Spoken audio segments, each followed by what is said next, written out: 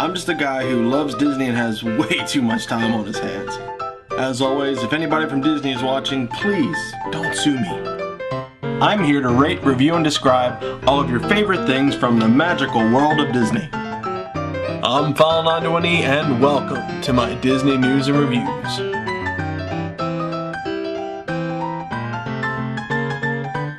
Hello everyone and welcome to this week's Disney news and reviews. I'm File91e and we are at show 98, guys. I mean, seriously, we're getting there. 2 weeks away from the 100th show. I've been working on my new intros and whatnot.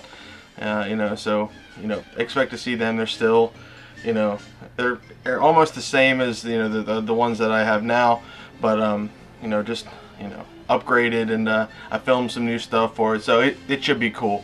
When I go down to Disney World next year, it should be pretty fun because I want to do some fun stuff there.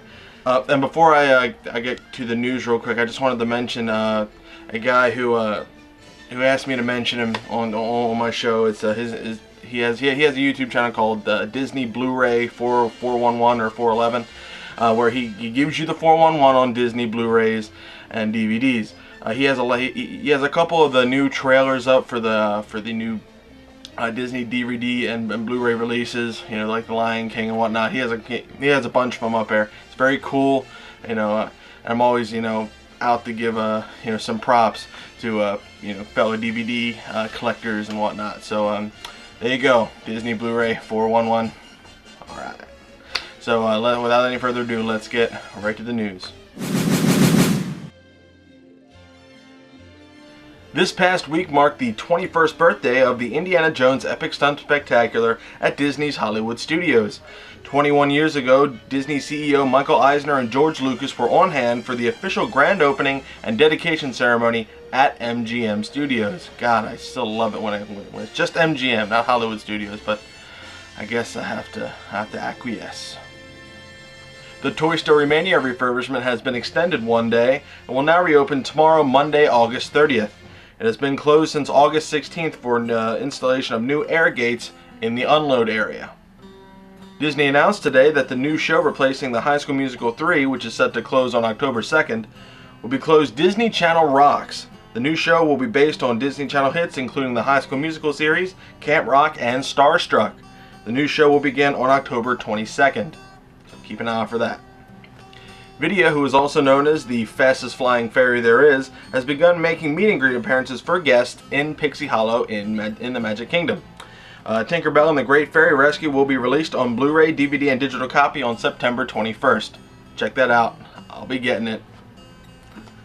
And finally, candlelight dinner packages are now on sale as part of Epcot's holidays around the world. Just call 407-WDW-DINE. It's hard to believe that they're already starting for Christmas, but I guess we're getting there. I mean, we're getting to fall now, and fall turns to winter, and then winter is Christmas. Can't wait. Well, we got to get through Halloween first, which I'm really excited for. So anyway, let's get right to the reviews.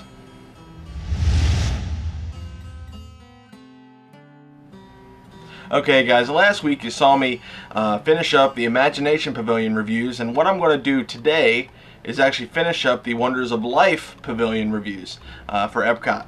So the first thing I want to review from the Wonders of Life Pavilion is The Making of Me. Now, The Making of Me is a film. It opened on October 30th in 1989, shortly after the rest of the pavilion had opened, and it is housed in the Birth Theater.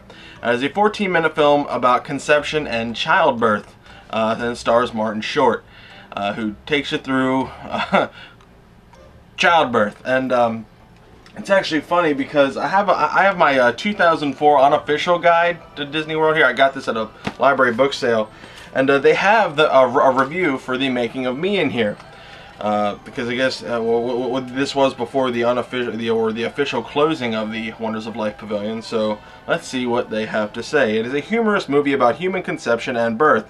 A minor attraction. Go early in the morning or after 4:30 p.m. And they gave it 3 stars. Now, there is a warning in the beginning or the entrance to this place to advise parents of what they're getting themselves into. Okay, let me just tell you what the whole thing is. What happens is Martin Short is wondering where he came from. So he tells you about childbirth and conception and whatnot. But the way Disney does it, it's actually very tasteful. They don't mention plumbing as much, really, at all. They just kind of say that, you know, two adults get close and stuff happens and poof, there's a kid. You know, just watch the video. I got a link down there. Just watch the video. Anyway, it shows the mom and dad, the fetal growth, and then the over-the-shoulder childbirth. And again, it's only 15 minutes, so it's kind of fast and quick, and it doesn't really give you a whole lot. So it kind of leaves you parents out there to have to fill in the gaps for your children. That was kind of the big thing, is that with the making of me, is that why should on a vacation parents have to be discussing you know, conception with their child? You know, because Disney kind of skirts through it and, you know, does it in a very Disney way. Although the video is actually kind of for Disney. The video is almost pornographic, just because there's a lot of kissing and hugging. But that's about it. I mean, for everything else, it's fine. You know, it's G-rated, definitely G-rated.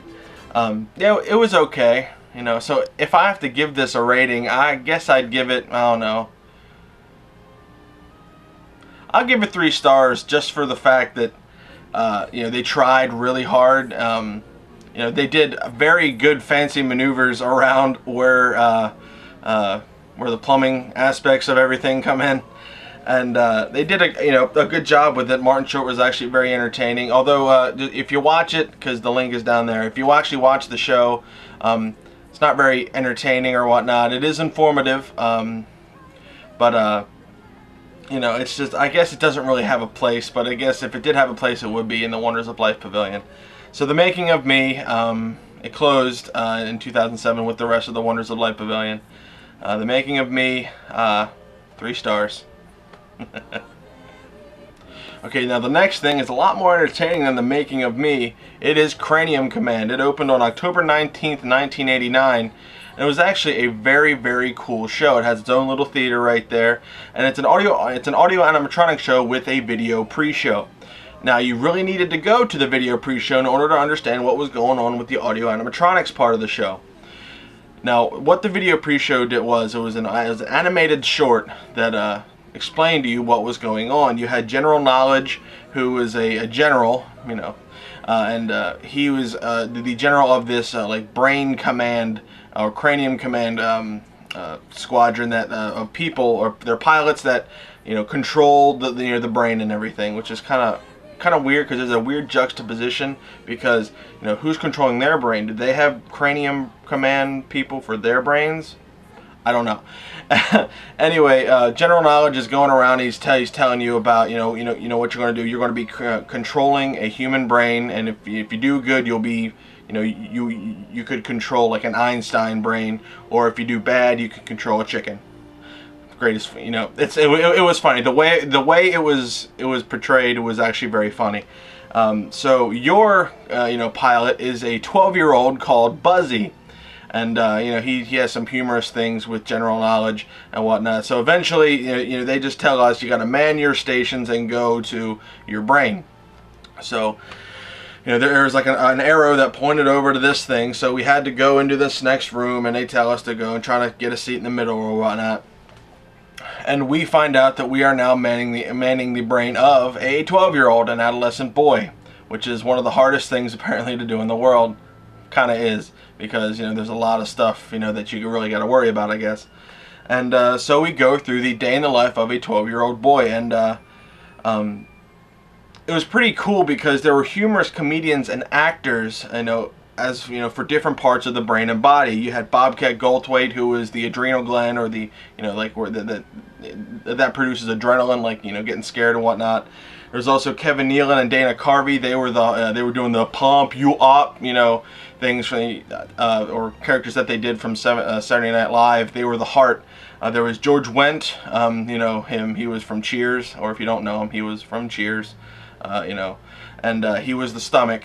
And then you got John Lovitz, who was the right brain, because the right brain is controlled like ideas and imagination and whatnot.